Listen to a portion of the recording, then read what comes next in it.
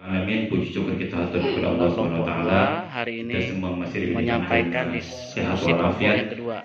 Kemarin kita sudah beranjak sana ke MTS 31 dan SMP 284, dan sekarang giliran kita untuk memberikan semacam laporan terhadap anjang sana kita ke kedua sekolah tersebut. Mari kita awali saja dengan membaca basmalah, mudah-mudahan agar kita dapat berjalan dengan baik dan lancar. Bismillahirrahmanirrahim. Dan di samping saya Ibu Vera akan memandu acara kita pada siang hari ini. Terima kasih Pak Haris. Kan lagi ngomong di depan. Bismillahirrahmanirrahim. Assalamualaikum warahmatullahi wabarakatuh. Yang kami hormati Ibu Dwi, kemudian teman-teman yang hebat. Bagaimana hari ini? Tetap semangat? Semangat. Ya. Baik, Bapak Ibu, sebelum saya mewakili teman-teman untuk mempresentasikan hasil laporan benchmarking di tahap pelaksanaan implementasi kurikulum Merdeka, maka akan saya perkenalkan dulu Sri Kandi kelompok 2. Yang pertama, Bunda Yunu. Kedua, Ibu Neni. Ketiga, saya sendiri. Kemudian Ibu Susi. Ayo, Ibu berdiri. Ibu Yaya dan Ibu Mainsaro. Ini Sri Kandi kelompok 2. Selanjutnya Arjuna ya? Arjuna kelompok 2. Ada Pak Abdul Haris, ada Pak Hanafi, Pak Bayu, kemudian Pak Bambang, Pak Habib, dan Pak Suma. Iya, untuk laporan benchmarking kami kali ini didahului atau dilatar belakangi. Seperti kita ketahui bersama, latar belakang ini ada tujuan, ada manfaat, kemudian ada ruang lingkup. Jadi kami berusaha membatasi apa yang akan disampaikan. Untuk latar belakang ini sudah sama ya, bahwa untuk mempersiapkan pelaksanaan kurikulum Merdeka di madrasah, maka kita mendapatkan pelatihan dari tiga tahap tadi, mulai dari workshop, kemudian PJJ, dan akhirnya kita berkumpul di sini bertemu untuk melaksanakan pelatihan. Di sini merupakan salah satu rangkaian kegiatan yang diberikan kepada calon tutor IKM pada sesi akhir. Kegiatan ini memberikan bekal bagi kita semua agar kita bisa mendesinisikan apa-apa yang sudah kita pelajari selama tiga pelatihan ya. Oke, next. Tujuan, tentu setiap kegiatan, setiap apapun kita aja kalau ngajar di kelas ada tujuan pembelajaran. Begitu juga dengan benchmarking ini. Benchmarking ini tujuannya adalah mengumpulkan informasi. Itu kita datang ke sana, ya kan? Kemudian terjadi tragedi ya, mobil nyerempet gitu, yang mobil bapak-bapak ya, ya, kan? Tapi nggak apa-apa. Memang bapak-bapaknya suka nyerempet. Kemudian mengidentifikasikan pelaksanaan implementasi kurikulum Merdeka. Jadi di mana di sana kita identifikasi, lalu kita bandingkan bagaimana pelaksanaannya implementasi kurikulum Merdeka di MTSN 31 dan SNPTN 284. Oke. Lalu apa sih manfaatnya kita melaksanakan benchmarking ini?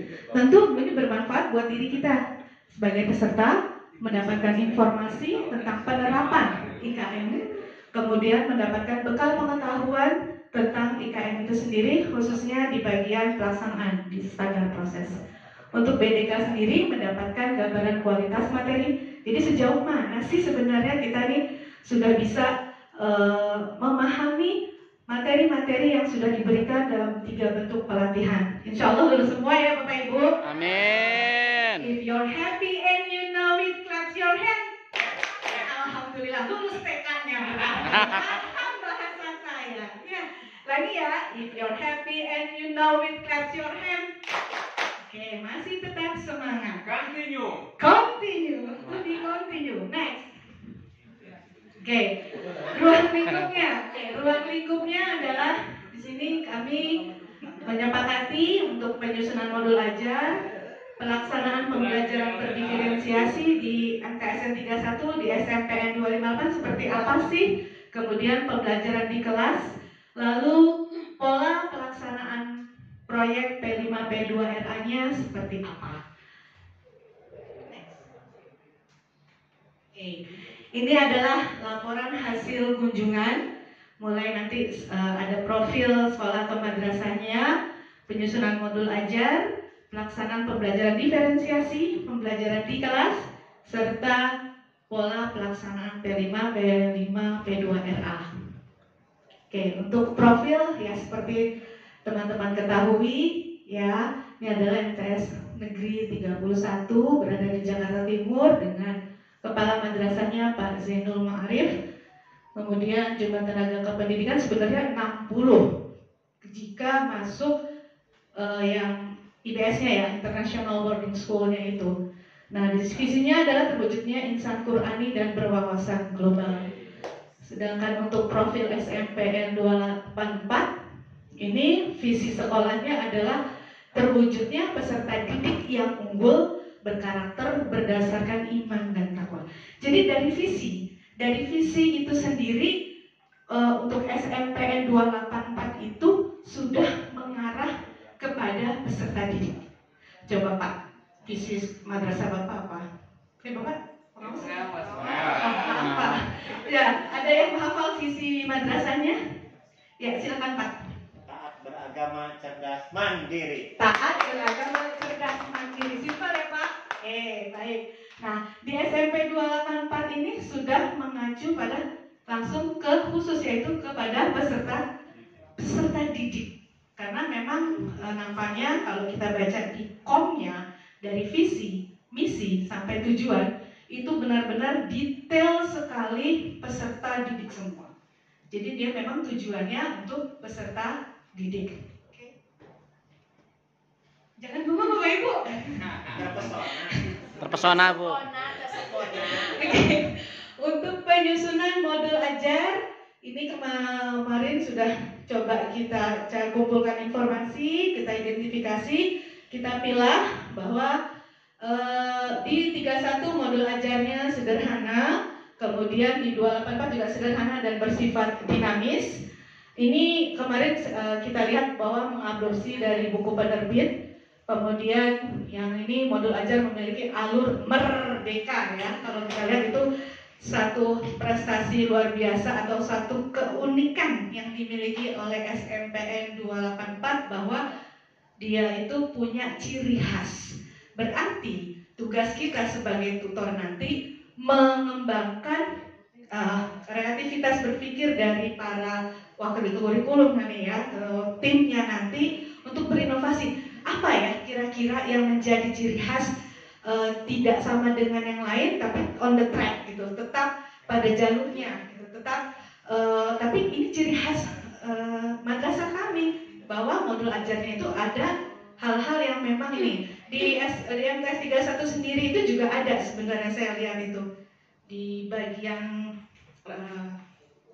kegiatan aktivitasnya itu juga ada. Kemudian untuk sistematika modul masih bervariasi. Sistematika modul terdiri dari 3 bagian, yaitu tujuan, langkah, dan asesmen.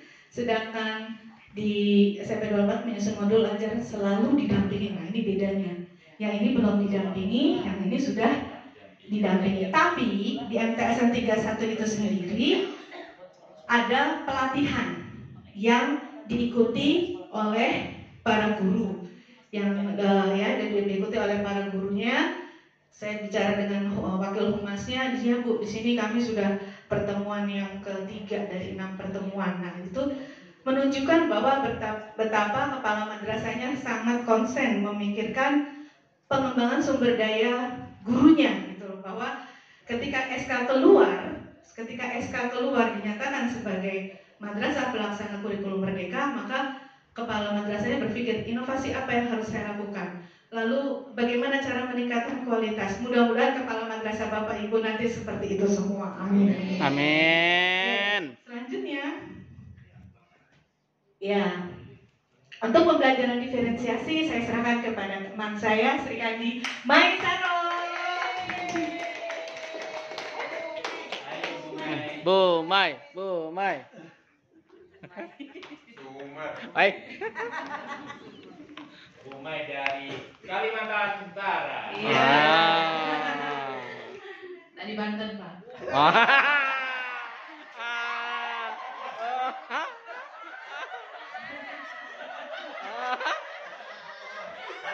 Namanya belum tuntas, nanti kita selesaikan di belakang. Gara-gara ini hari. Baik, Karena udah sekolah pulang malam. Saya melanjutkan apa yang tadi disampaikan oleh kawan kami Ibu Vera.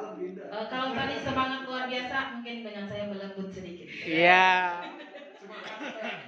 Tapi tetap semangat. Semangat teman-teman.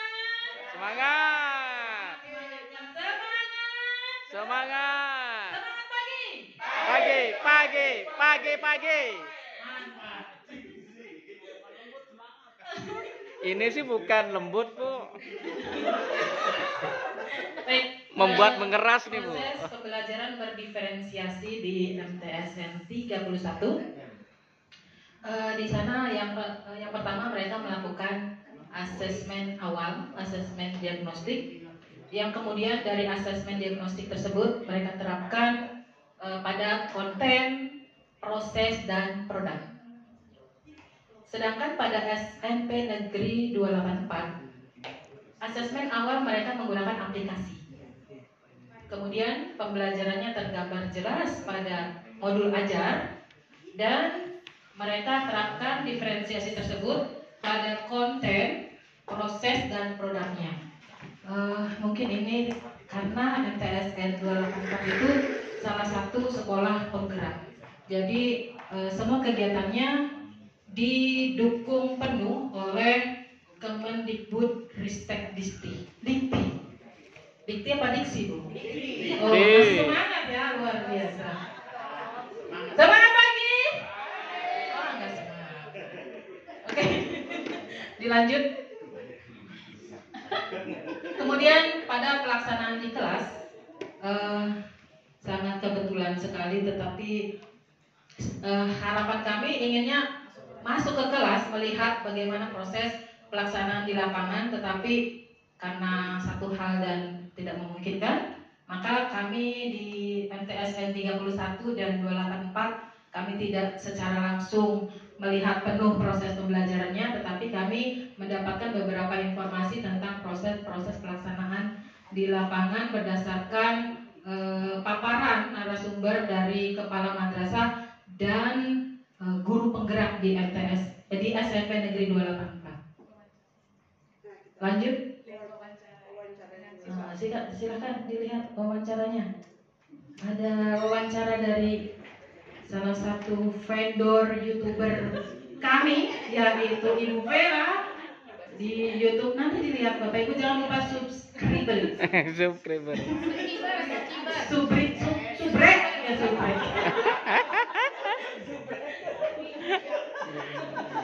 Mau ditayangkan? Tayangkan lah. Tayangkan. Tayangkan poin-poinnya, Jo. Jangan Mainkan Bu biar terasa. Tayangkan poin-poinnya, Jo. Dipercepat. Nah, Awas nanti ada suara-suara. Enggak. Tenang. Tidak usah ditutup telinganya. Baru biasa. Jadi gini, coba dicoba dengan tes DNA. mana gambarnya, Bu? Tadi, jadi karena kan beda-beda cara belajar sendiri dan saya Tenang.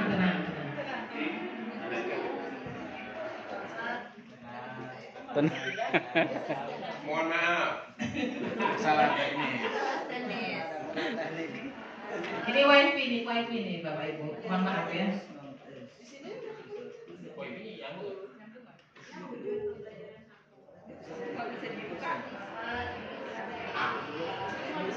dan nama. Tolong Pak Simat, mari itu. Berapa yuk? Ah, Yuk, master komputer. Wah, ini baru ini ahlinya. Oke. Ya, ini ah. vendor dari kelompok 2, Bu Vera yang melakukan wawancara dengan Kepala MTSN. Oh ya, Wakil Kurikulum dari MTSN 31. Baru ini artinya gini, mencoba dengan tes jadi dilakukan tadi. Jadi karena kan beda-beda cara belajar. Jadi ada yang belajar jadi ada juga yang video. Nah itu yang biasanya kita lakukan. Pembelajaran diferensiasi ini dengan gaya belajar yang Betul. dilakukan berdasarkan gaya belajar yang ada rencana nggak Mas selain gaya belajar kira-kira mau apakah di produksi misalnya ada di model Kalau di model Iya, jadi pengelompokan pembelajaran diferensiasinya berdasarkan gaya belajar siswa. Jadi ada siswa yang memiliki kemampuan audio. Lanjut. Ada juga siswa yang punya memiliki kemampuan visual. Nah, disitulah mereka melakukan diferensiasinya.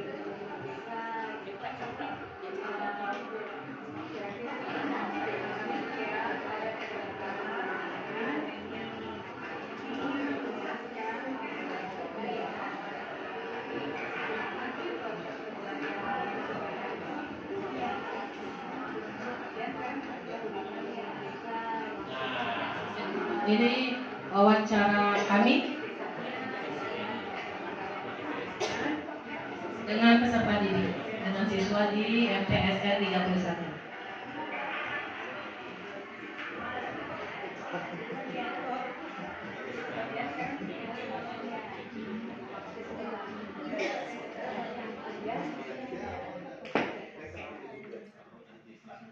Ya. Iya, dari peserta didik setelah kami bertanya wawancara dengan peserta didik, kebanyakan dari mereka menanggapi kurikulum Merdeka ini dengan senang hati karena di sana banyak sekali kegiatan P5 tersebut mengadakan proyek. Jadi anak-anak merasa kegiatan tersebut mengakomodir apa yang diharapkan oleh peserta didik itu sendiri. Lanjut Bu. Kemudian pada pola pelaksanaan P5 PPRA di MTSN 31 yang pertama dibuat SK tim untuk pelaksanaan proyek P5 PPRA.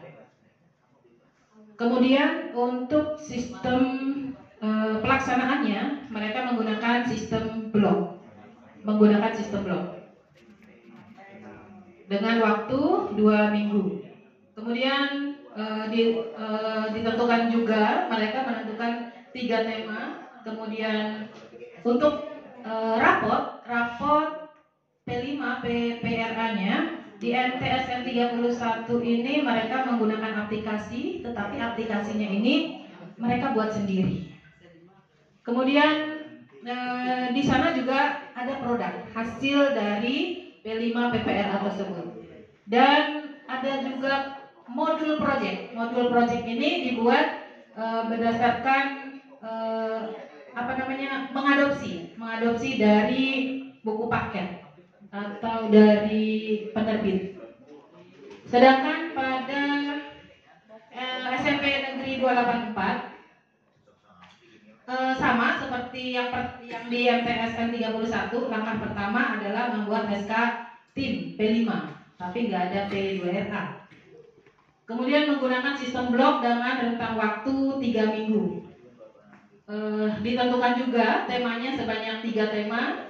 Kemudian untuk raport mereka menggunakan aplikasi raport, tetapi aplikasi raport ini dari e-raport Kemendikbud Ristek Dikti.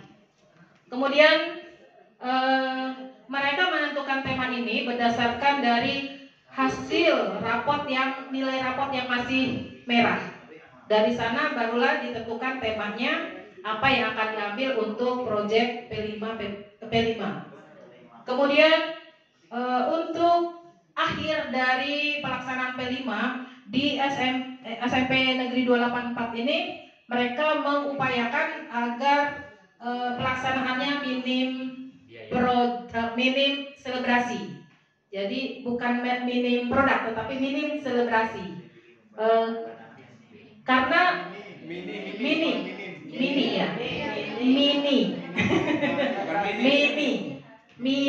selebrasi. Hebat berarti Bapak Ibu masih semangat. Kuat ingatannya, Bu. Kemudian pada alokasi jamnya di SMP Negeri 284 itu, ketua proyek mendapatkan ekivalensi 2 JP di Dapodiknya. Ketua proyeknya mendapatkan jam ekivalensi itu sebanyak 2 JP. Hanya ketuanya saja, yang lainnya tidak. Selanjutnya sudah ya. Lanjut. Produknya tadi belum dilihat ya, yang MTSN itu belum dilihat. Nanti akan dipaparkan dan diselesaikan oleh Pak Sayu. Silakan Pak Bayu diselesaikan semuanya. Terima kasih. Tepuk tangannya mana Bapak Ibu? Terima kasih. Selesaikan Pak Bayu. Mantap Pak Bayu. Bapak dan Ibu, saya lanjutkan langsung saja ke bagian penutup.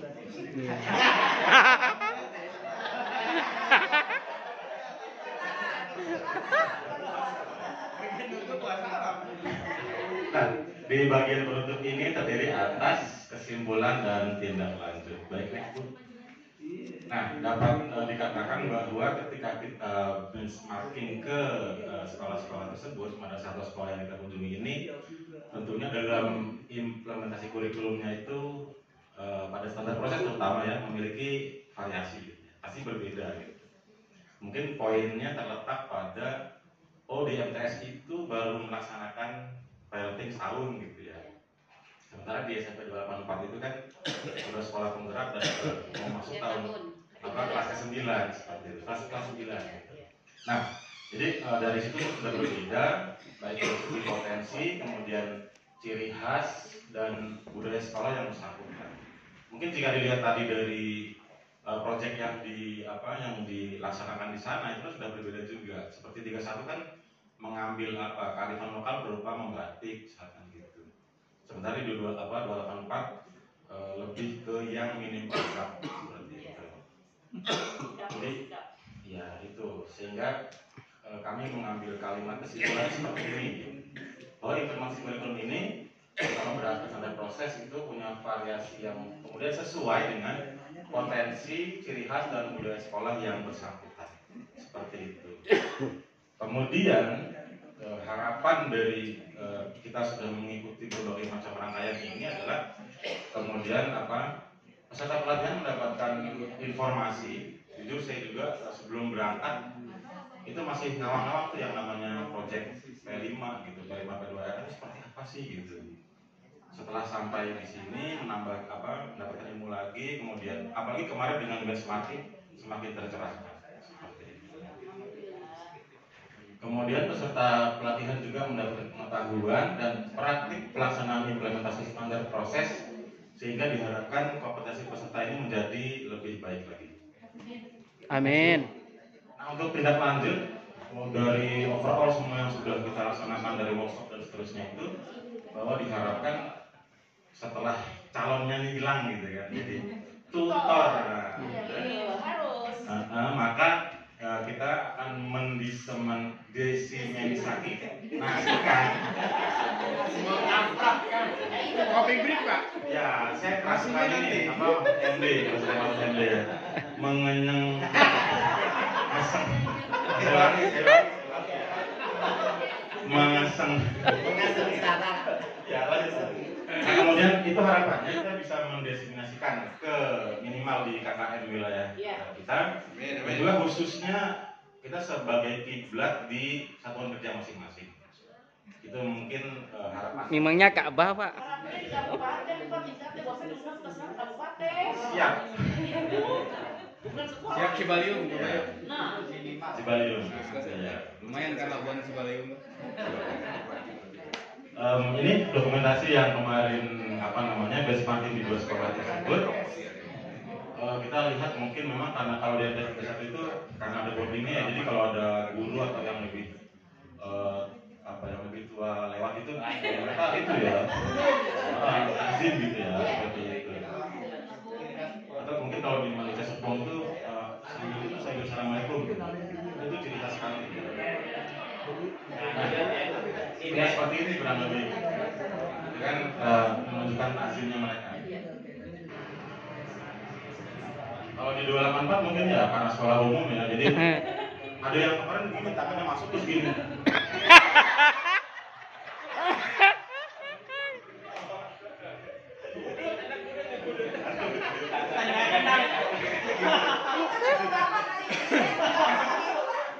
Masih lumayan gini, Pak ya. Yang jadi masalah kisbay nanti. Kisbay.